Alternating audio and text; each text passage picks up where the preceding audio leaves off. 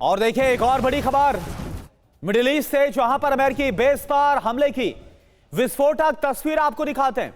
Iran ने suicide drone का इस्तेमाल किया।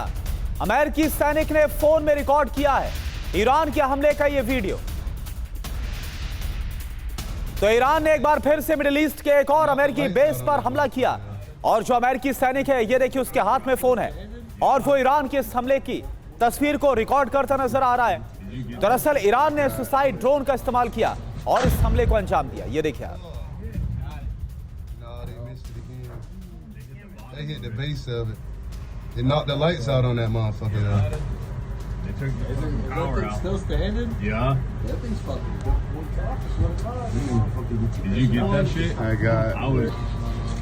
और एक और बड़ी खबर, तेहरान पर हमले की नई तस्वीरें सामने आई हैं। तेल डिपो पर हमले के बाद विध्वंस देखने को मिला। आग की लपटें और धुएं से आसमान भर गया। ये देखिए तस्वीरें, कितना भीषण हमला यहाँ पर हुआ है। धमाका, आग का गोला और आग की उड़ती लपटें नजर आ रही हैं। तेल डिपो पर टारगेट किया गया। तेहरान पर हमले की नई तस्वीरें।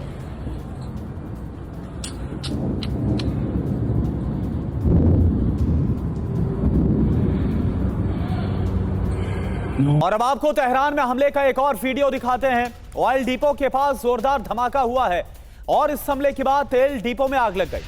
तेहरान में जो हमला हुआ इसका एक और वीडियो। अमेरिका और इजराइल ने इस हमले को अंजाम दिया। ये देखिए आप। ऑयल डिपो के पास जोरदार धमाका और इस हमले के बाद ये माना जा रहा है कि तेहरान के अंदर एक बड़ा ऊर्जा संकट भी खड़ा हो सकता है।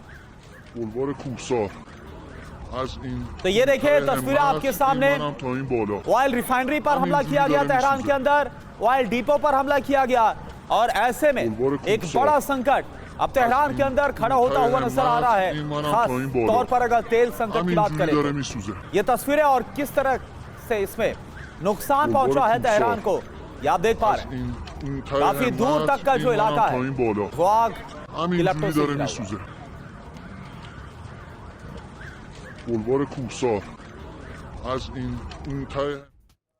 तो तस्वीरें आपको दिखा रहे हैं। ईरान पर हो रहे हमलों में कैसी तबाही मची है ये भी आपको बताते हैं। इजरायल डिफेंस फोर्सेस की भीषण बमबारी जारी है। ईरान में बड़ी तबाही देखने को मिल रही है।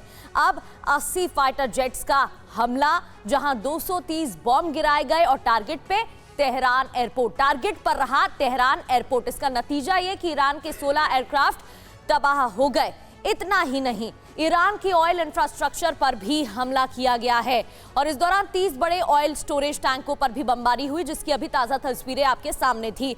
दक्षिणी तेहरान में ऑयल डिपो पर भी अटैक किया गया है। इस्फहान में पुलिस स्टेशन पर इजरायल डिफेंस फोर्सेज ने अटैक किया, जिसकी तस्वीरें भी हम आपको अभी दिखा रहे थे। और हमारे साथ खास मेहमानों का पैनल भी जुड़ गया है, जिनका हम रुख करेंगे। Colonel Shailendra Singh as defence expert हमें ज्वाइन कर चुके हैं। सुशील कुमार सिंघल, पूर्व राजदूत, हमारे साथ जुड़ चुके हैं और doctor Sandeep Tripathi foreign expert के तौर पर हमारे साथ जुड़ गए हैं। सबसे पहले शैलेंद्र सर, मैं आपका रुख करना चाहूंगी। जिस तरीके से हमले हो रहे हैं, तबाही मच रही है, दिख रहा है कि ईरान का भी नुकसान हो रहा है और ये आंकड़ों के जरिए हम बता रहे हैं। लेकिन हाल ही में ईरान के राजदूत जो भारत में मौजूद हैं, उनका बयान सामने आता है कि हम या तो जीतेंगे या शहीद हो जाएंगे और हमारे पास इतना इंतजाम है कि 2 साल तक जंग खिंच सकती है। तो ये दबाव बनाने के लिए कहा गया है या वाकई में तैयारी है? जय हिंद, नमस्कार। देखिए, कोई भी राजदूत जब कोई इस तरह की बात करता है तो वो अपने कंट्री का जो निश्चय है, वो जो उसका ब्रेव फेस है, वो उसे रिप्रेजेंट करता है। क्यों? क्योंकि उसे दिखाना है, उसे बताना है कि ईरान का स्टैंड क्या है। ईरान कमज़ोर है, टूटा नहीं है।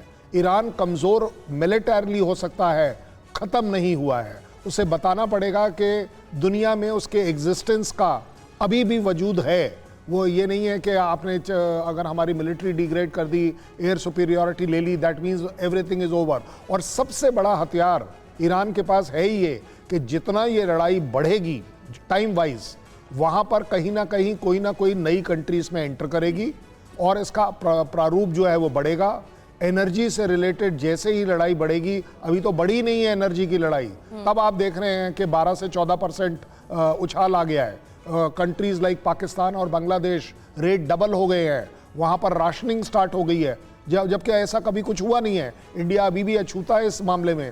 सो मुझे लगता है कि ईरान इस समय दो चीज़ें बड़ी क्लियरली दुनिया को दिखा रहा है कि झुकेंगे नहीं, और झुकेंगे नहीं का मतलब ही यही होता है कि दुनिया उसके साथ आए और यूएस को डीमोरलाइज किया जाए, क्योंकि यूएस स्ट्राइक कर सकता है, मैं कह रहा हूं ओवरऑल वॉर भी विन कर सकता है, लेकिन जो छोटी बैटल्स हैं, स्ट्रैटेजिक बैटल है, जो वहां पर रिजाइम चेंज की है, गवर्नमेंट कोलैप्स की है, आईआरजीए कोलैप्स की है, पुलिस कोलैप्स की है, ये नहीं हो रहा, which is going against। बिल्कुल। और सर एक और बयान हमने देखा डोनाल्ड ट्रंप का, जिसमें बोल रहे हैं कि अब हम जीत के बहुत करीब है।